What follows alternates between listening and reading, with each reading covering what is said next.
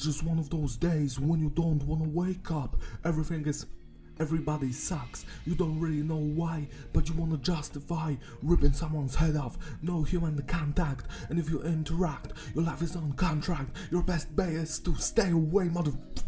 It's just one of those days. Welcome everyone to the newest review on Jim's Music Dungeon channel. I'm Jim Brimstone, and this is the review of Significant Other, the second studio record by the band Limp Bizkit. This band Limp Bizkit was always respected in my household because I'm from Europe and Limp Bizkit here was huge. So when I was born, I don't remember those years. You don't remember the first 3 years of your life, but I do remember when my sister brought home a Chocolate Starfish album by Limp Bizkit. It was the year 2000.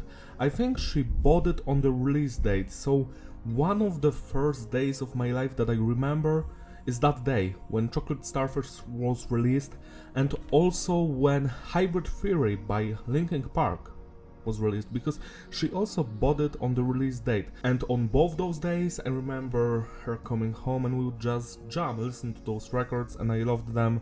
So I am kinda biased while reviewing them because they're basically my childhood. Back then I did not understand English language at all, so I was just into the music, and how the vocals sounded. I didn't know what the lyrics were.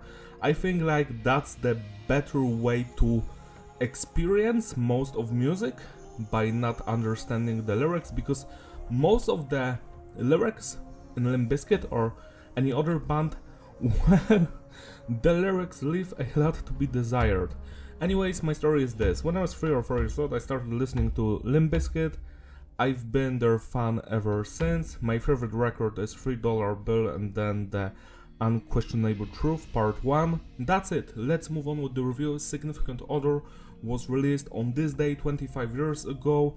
It was the second record. It was recorded in Energy, North Hollywood Studios. I think that place burned down sadly, or was demolished, I don't remember.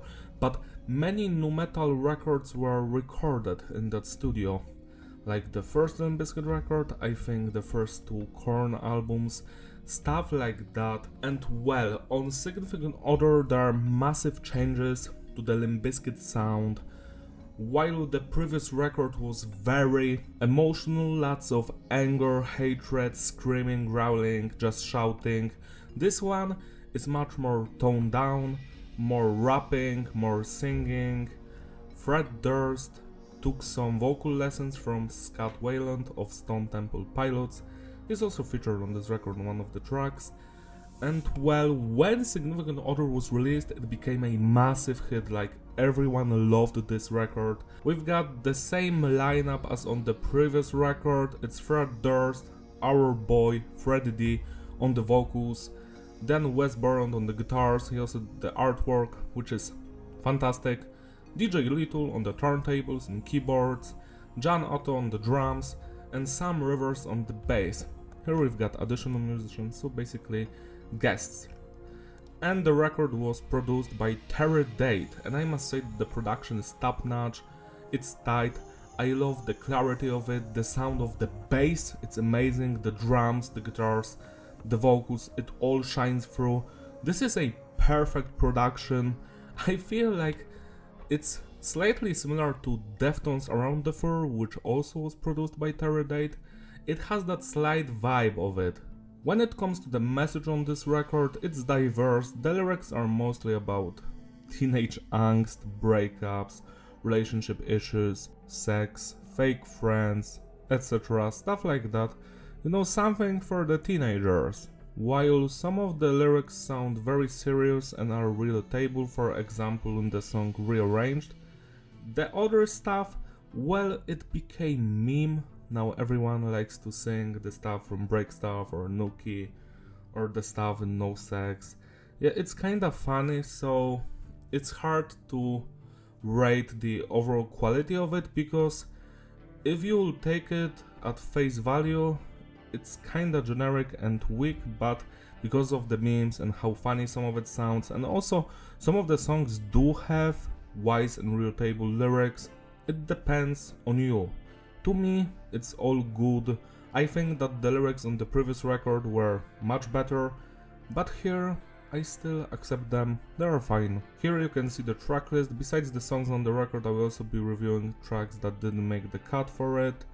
Now let's talk about the musicianship on this record. Let's start with the drumming by John. John is fantastic here. I love his groove, the style of his playing, the precision of it. The grooves are just so fantastic, you know, it's simple but effective, it works in every song and it's memorable. Next we've got the bass work, it's audible, Sam is fantastic, especially in the track Rearrange, you know, that bass line,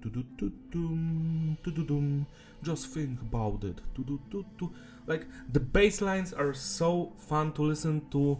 I wish that the bass was more upfront in some of the tracks, but yeah, it's great, like it works. Next we've got the guitar work by Wes. Wes is mostly very underrated guitar player, like everyone is going to tell you that Wes Borland is fantastic, and if he was in any other band he would be respected, but because it's Limp Bizkit and everyone thinks they're a joke, he isn't treated that seriously. I think that he's fucking amazing, like I love his guitar riffs, the grooves, the crunchy tone, the experimental side of his playing, like he's always doing something weird in the background, something very atmospheric, for example in the tracks Don't Go Off Wandering, Rearrange, Nookie, Show Me What You Got, Trust, all that stuff is fantastic, you know. He brings the heaviness but also some introspective atmospheric guitar work. Next we've got DJ Little with his turntables, you know, scratching and keyboards. It's all fantastic. I'm not sure how much of that is featured on the songs because I feel like some of the tracks focus more on the metal side of things, while others have those cool beats, for example, And Together Now, fantastic song. A Lesson Learned also has a great beat. So yeah, DJ Little is here. I wish he was more prominent. And finally we've got the vocals by Fred, and I love his screaming, which isn't that explored on this record as it was on the previous one. He's mostly singing here, which is quite nice for the most parts, like in the track Rearrange, Don't Go Off Wandering, I love his singing.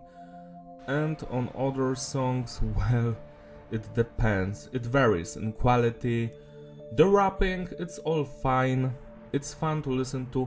Sometimes he sounds very pissed off and I love that, but I don't like the fact that he said like he had to do more mainstream vocals, you know, because he was very angry that people didn't care about their first record because he was mostly shouting and screaming and people wanted to understand the lyrics. And here you can understand the lyrics, and I'm not entirely sure if that's a good thing because the lyrical content, as I stated before, is all over the place.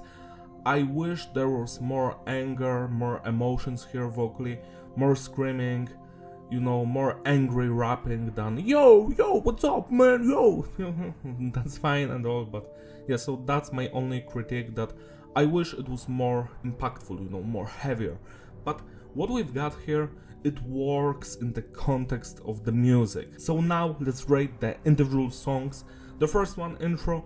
This one is not music, I mean, there is some beat in the background and we've got some funny speech that it's Limp Bizkit. Yeah, it's Limp Bizkit and it's fine, like, you know, I never care about those intros. They have charm to them, but it's not that important, so 6 out of 10. The first song on the record, Just Like This, I love the intro, you know, the drumming, the beat. Here we go, the guitar riffs, the verses go hard, I like the rapping, the chorus is fantastic, you know, music is necessary, I like that singing, and the break, you know, in the middle, Limp Bizkit's in the house, y'all. That's all fantastic. So yeah, this song doesn't have any flaws, I enjoyed from beginning to the end, some funny lyrics here and there, but overall, it's a great opener, 10 out of 10. Nookie, Now this was the first single, I think, from the record. It has a fantastic music video, which I urge you to go and watch it. I remember watching it when I was like 4 years old and I was like, this is great. So I love this song from the musical standpoint, you know, the guitars, the bass sound, the drumming, the break, you know, with leave me alone, just leave me alone. I love the atmospheric vibe in that part and the heavy main guitar riff. That was actually very hard to do in MIDI because I do Doom MIDI covers on this channel, which are very liked for some reason, people love them, and making this song was a challenge, you know, to make those riffs sound okay in MIDI. So Nuki is a great song, but from the lyrical standpoint I don't enjoy it. It sounds like some garbage shit, to be quite honest. I never liked this song from the lyrical standpoint. Like, yeah, you did it all for the Nuki, but when you read the lyrics, how the dude was basically cheated on and he was still in the relationship, I feel like, dude, just respect yourself. Like, yeah, but I stayed in the relationship for sex. But yeah, that is so weak, bro. I don't know. Whenever I hear this song, and now that I understand the lyrics for the past 15 years, I enjoy it less, to be quite honest. I like this song more when I didn't understand English and I was just bouncing to the music, and nowadays I just have to ignore the weak lyrics, you know, the lyrical content. But this song is still a banger, so 10 out of 10. Break Stuff, the song I sang at the start of this video. This is a classic one. It has one of the best music videos of all time. So many guests there. You've got Eminem, Snoop Dogg, Dr. Dre, I think, Jonathan Davis. So many fantastic people are in that music video. And the song, while it's very simple from the musical standpoint, you know, like doom, doom, it's just one of those, the doom, doom, like 0-1, the guitars are like 0-1. I think like throughout 80% of the song is like 0-1, doom, doom. So it's very simple, but it's banging, you know, it has that groove, it has that good vibe, and it's a fun song to jump around to. So yeah, jump the fuck up, Break Stuff, fantastic song. I feel like nowadays that it became a massive meme and it's shared everywhere. It kinda slightly lost its charm. Like, to me, I feel like it's a little bit overplayed, like in my head at least. Like, I have to do detox from this song, you know, don't listen to it that much because people might ruin it for me. I've heard this song, I don't know, 10,000 times at least throughout my life, so I just need to get some rest from it, but I still love it very much. 10 out of 10. Rearranged, do-do-do-doom, do-do-doom, just think about it. This song, amazing scratching, fantastic guitar riffs, the bass line is straight out of heaven, love that bass line. The vocals are actually fantastic. This is the best vocal performance by Fred on this record, for sure. Especially that final chorus, you know, with the screaming and the anger. You ruined everything and you've got fucking with me and now it's over and I won't be the same. He's just so angry and I just love that. I wish there were more parts like this on the record. Like, I just wish that. This is the best song on the record. I wish there were more emotional tracks like this. This song has everything. Relatable lyrics about fucked up relationship, amazing bass lines, the guitar riffs, the drumming. It's a banger from beginning to the end. 12 out of 10. A legendary song. I'm Broke. This one is a B-side from the previous record, but it was slightly reworked. I actually wish we could hear the original version because it's probably much heavier. But I'm still satisfied with what we've got, you know, that main riff, tum tum tum tum tum tum tum tum tum tum tum. The chorus, me, I'm broke, is also fun to listen to. I'm not going to lie to you, this is my third least favorite song on this record, but I still dig it a lot. Has very cool riffs, they are simple but effective, the drumming, the vocals, it all slaps.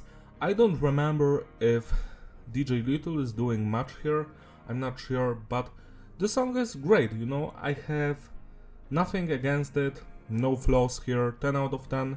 Nobody Like You features Jonathan Davis of Korn and Scott of Stone Temple Pilots, rest in peace. This one is a banger. It's a way better collaboration, at least to me, than All in the Family on Korn's Follow the Leader. Go watch that review, it's on my channel. So this song, first, fantastic vocals by everyone. Fred is killing it, Jonathan is even better, and Scott, fantastic singing in the chorus. Musically, this song has a very eerie melodies to it, you know, the atmosphere. It's so weird. It slightly sounds like, I don't know, some desert country or something like that. It reminds me of that. Love the guitar riffs, the bass lines, the drumming. Yeah, everything about this song is fantastic. I think like this is my third favorite song here because of how varied the vocal performance is, how interesting the instrumental work is. It all works here. 11 out of 10. Don't go off wondering. Now this one is my second favorite song on the record. I love the instrumental work, the emotions in it, the slight symphonic touches in the background, the drumming, the guitars, the bass, all of it. The vocal performance is great, but I have one thing to criticize here. The demo version has Serj Tankian of System of a Down on it. The song even has some references to the first System of a Down album, and it just feels so weird to me that Serj isn't here. Like, what is the reason? I feel like it's probably a label thing, but yeah, so I feel like the demo version, you know, Serj screaming there and singing is fun. This version is also fantastic. I just wish we could hear that final version with Serj, but it's not here, sadly. So yeah, but this song goes hard, emotionally, musically, vocally. 11 out of 10. 1999. This is also a funny history. Limp Bizkit did a cover of Prince's song 1999 for New Year's Eve, I think, and they wanted to put the cover on the album because on the previous record they had Faith by George Michael. It was a massive hit. George hated it, but the band didn't give a fuck, and they wanted to do the same with 1999, but Prince actually forbid them from recording the cover, you know. They didn't have permission to put it on the record, so instead they did this song, which is quite nice. It's a interesting journey. I love the guitar riffs here, especially the breakdown, you know, the bridge. It's 1999, rolls out, it's 1999, baby. And it's like so funny, so heavy. Love that stuff. The verses are very nu metalish, very atmospheric. This is a great song. Not the best one here. It's like I would put it in the middle, you know, of my rating, but it's still 10 out of 10. And Together Now, featuring Method Man. Now this is a rap song. It's not nu metal at all, but I love the beat. I think it's DJ Premier and DJ Little doing that stuff. Method Man, amazing flow. Fred is also nice here. I love the music video to this song. It reminds me of childhood, you know, the music video, you know, them playing on PlayStation and fighting. It's very funny, it's hilarious. And the music, yeah, it's a banger. I love listening to this song, you know, as you walk through the street and doom, doom, doom. Shut the fuck up. 11 out of 10. Trust. Now this song and Show Me What You Got were actually a track called Cambodia, I don't know how to pronounce that, but they were split and rearranged into those two songs, and I must say that Trust is one of the better songs here. I love the heavy intro, the 1 2 and 1 2 and 1 2. What the fuck you're gonna do? Dum dum dum dum dum dum dum dum. And the verse is just so angry. This is not like you. I don't remember the lyrics, but it's basically about fake people in your life and who can you trust and that kind of stuff. But I just love everything about this song, from the drumming to the bass lines to the guitar riffs, the angry vocals, the funny bridge, you know, dum dum dum dum dum dum dum. So what the fuck are you thinking? Something like that. Yeah, everything about this song just straight up slaps. I think I made a mistake. This is my second favorite song, not Don't Go of Wandering. Don't Go is like the third one. Trust, fantastic, 11 out of 10. No Sex featuring Aaron Lewis of the band Stained. Now this one, I actually always forget about this song, but I like the music here. Like, it's much more laid back and melodic. The chorus slaps, the singing. I especially love the bridge with Aaron singing, and then he also comes up at the end, and his vocals were always so emotional and fun to listen to. But then we have Fred, and Fred is like okay, but I hate the lyrics. Like the lyrics again blah blah blah. Our relationship is all about sex, blah blah blah. I don't know, I just don't like these kind of songs, but I do enjoy everything about it, you know, musically and vocally. So yeah, 10 out of 10, but it's one of the weaker ones here. Show Me What You Got. This one, most of it is straight up taken from that Cambodia demo from 1998. Love the guitar riffs here. Show me what you got. Do-dum, do-dum, do-dum, do-dum. Ah, ooh. The funny screaming there. The verses, you know, with that weird guitar line. No. It's very atmospheric. A fun song. The bridge goes hard. This one sounds like a sequel to Indigo Flow because Fred is just talking about everyone who had him on his way, you know, to the top. So he shouts out Stained, Korn, Terror Date, Les Claypool, Eminem, that kind of stuff. It's very nice, very wholesome. I think the outro here is a rap song and it's also fun to listen to. Yeah, it's a banger, I have nothing against this one. Also 10 out of 10. A lesson learned, I'm going to surprise you. I'm not a big fan of this song. I feel like it should have been removed from the album. Like, it's not important to have it here. Because while the beat by DJ Little is interesting, it's atmospheric. Did I say DJ Little? I meant Little. DJ Little. Stuart Little. Yeah, so A Lesson Learned. The vocal performance by Fred, while the lyrics are very strangely serious, the vocals don't sound that great, to be honest. They're just okay, good, and the music is also fine. Yeah, this is just a decent song, 6 out of 10. And now, an interesting thing, we've got the outro and also Rant. The outro features Les Claypool of Primus, and Rant is Matt Pine or Pinfield. And well, depending on which significant other record you bought, you're going to have a different outro. The original CD from 1999, it has outro by Les Claypool, so this is a very funny song with Les singing about Limp Bizkit. It has a funny guitar in the background, and it's hilarious. I enjoyed this outro more than A Lesson Learned, which is quite hilarious. I'm giving it 7 out of 10, but the repress of the record has the outro, and it's basically the same thing as the intro, the same song, and after it there's some silence and we've got the Rant by Matt just talking some stuff, and that's all fine. I'm not going to rate it because I don't know why it even exists. It actually annoys me that many people never heard the outro with Les Claypool because it's like hidden on the original CD.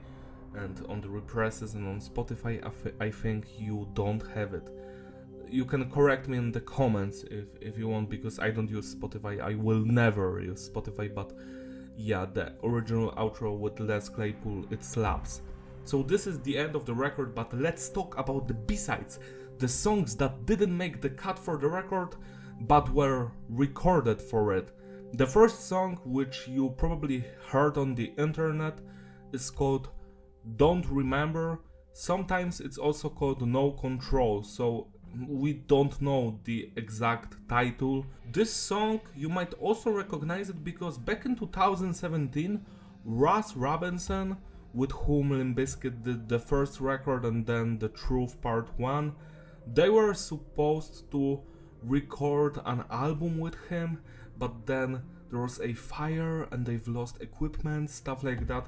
So back in 2017, Russ Robinson like posted a clip of him and Fred in the studio, and it had this song playing in the background, so they were probably thinking about remaking it or like re-recording it. I actually don't know why they would re-record it, because this recording, the original one from Significant Other, it has fantastic quality, the same as the album, and I must say that this is the most annoying thing I have ever seen in music, this song being cut from the record. Like, you've put a lesson learned, an outro and an intro first, and you didn't put Don't Remember on the record? Like, shame on you, shame on you. This would have been the second best track on the record if it were featured on it. I love the guitar melodies in this song, they're just so atmospheric, they just transport you to that day of 1999, you know, to those times. I love the guitar riff, so melodic, so nostalgic. Then we've got the bass sound, which is fantastic, the drumming also fantastic. Fred's vocals actually slap, you know, he's singing I deny dum dum dum dum dum dum dum dum na na na, something like that. And then you've got the chorus, but you don't remember what you used to be like. All of that slaps, especially the guitar performance by Wes. Like, my god, why isn't this on the record? I will never understand that decision. So if you haven't heard this song already, go on YouTube, go check it out. It's 12 out of 10. Next we've got Crushed. Now this one was actually released on the End of Days soundtrack. It's like a movie with Arnold Schwarzenegger, and Crushed is a banger, but it's not a metal song. It has a beat by DJ Little. The beat is actually quite nice. Fred's vocals are actually also beautiful. I love this song with all of my heart. You probably heard this song because if you bought the special edition of Chocolate Starfish, which I own as well, the second CD starts with this song. I don't know why it's on that record and not on some special edition of Significant Other. Maybe Significant Other didn't have any special editions, which sucks because there should have been a special edition and it should have had this song and Don't Remember, especially Don't Remember. But Crushed, very fun.